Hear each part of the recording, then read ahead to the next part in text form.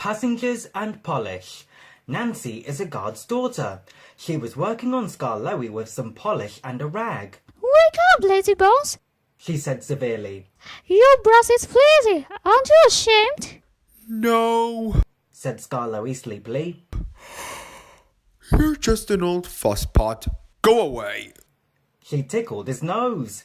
Renee's comes home tomorrow. Don't you want to look nice? Skarloey woke suddenly. What? Tomorrow? Yes, Daddy told me. I'm going now. Nancy, stop. Do I really look nice? Please polish me again. There's a good, kind girl. Now who's an old fusspot? Laughed Nancy. She gave him another rub, then climbed down. Aren't you going to polish me? Asked Duncan. Sorry, not today. I'm helping the refreshment lady this afternoon. We must get the ASIAMAH seats ready for the passengers on Scarlett's 2 o'clock train. Never mind, Duncan. I'll give you a good polish tomorrow. But Duncan did mind. It isn't fair. He complained.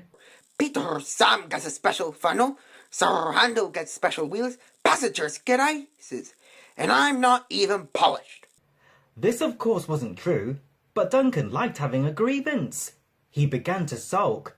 That afternoon, a message came from the station by the waterfall.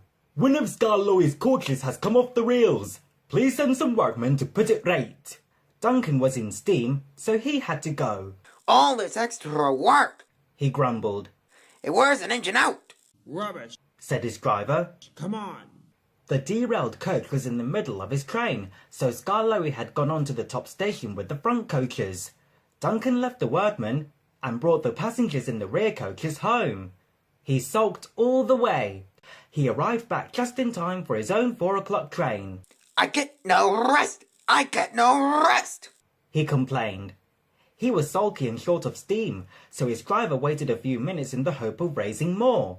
But Duncan wouldn't try. We can't keep the passengers waiting any longer. His driver said at last. You always think about passengers, muttered Duncan crossly. and never about me.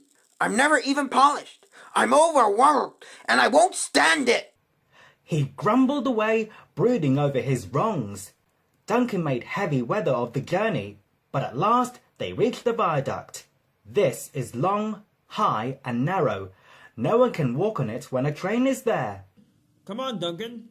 Said his driver. One more effort and you'll have a rest and a drink at the station. Keep your own station. Said Duncan rudely. I'm staying here. He did too. He stopped his train right on the viaduct, and nothing his driver or fireman could do would make him move another yard. Skarloey came from the top station to haul Duncan and his train to the platform. The passengers were very cross. They burst out of the train and told the drivers, the firemen and the guard what a bad railway it was. Skarloey had to pull the train to the top station too. Duncan wouldn't even try. The Thing controller was waiting at the shed for Duncan that evening. He spoke to him severely, but Duncan still stayed sulky. He muttered to himself, No polish, no passengers. in an obstinate sort of voice.